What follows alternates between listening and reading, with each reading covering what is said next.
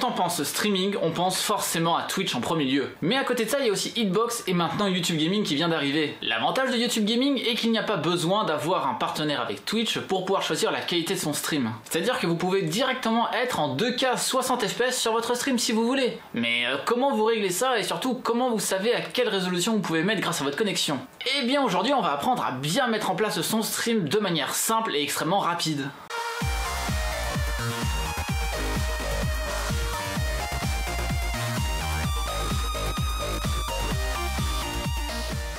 Salut à tous, c'est Léo de la chaîne Techmaker et aujourd'hui on se retrouve pour un petit tutoriel pour savoir comment mettre son stream le plus convenablement possible pour être sur YouTube. L'avantage avec YouTube a beaucoup de paramètres qui ne sont pas pris en compte sur Twitch en fait. Ici on va voir les paramètres assez simples pour ne pas avoir non plus une configuration très avancée mais qui va vous permettre de stream de la manière la plus convenable possible. Tout d'abord le logiciel utilisé va être OBS. Pour télécharger OBS c'est tout simple, dirigez-vous vers le site web et téléchargez OBS Studio par rapport à l'ordinateur que vous avez. Une fois installé, récupérez votre clé YouTube à l'intérieur de votre Creator Studio et récupérez-la dans Diffusion en direct. Rentrez donc cette clé sur OBS dans l'onglet Flux et maintenant vous pouvez streamer. Hurrah, c'est la fin de la vidéo.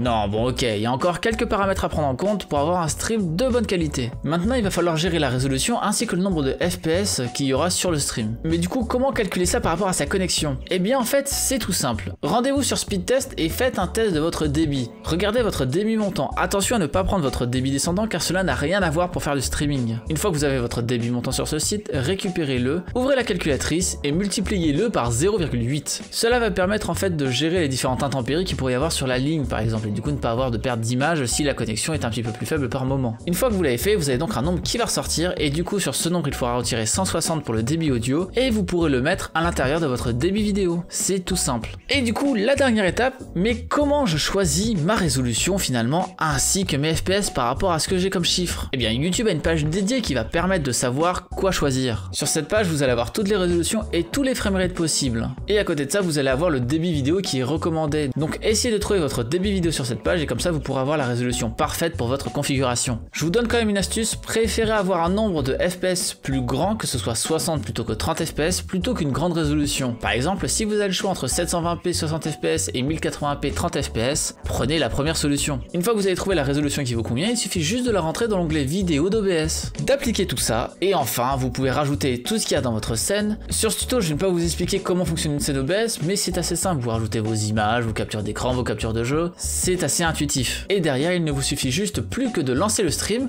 et tout fonctionne. Voilà, j'espère que ce petit tutoriel pour avoir la meilleure optimisation pour votre stream vous a plu. Comme d'habitude, si la vidéo vous a été utile, n'hésitez pas à laisser un pouce bleu, à la partager partout où c'est possible, à vous abonner si ce n'est pas encore fait. C'était Léo de la chaîne Techmaker et surtout, n'arrêtez jamais d'apprendre. Salut!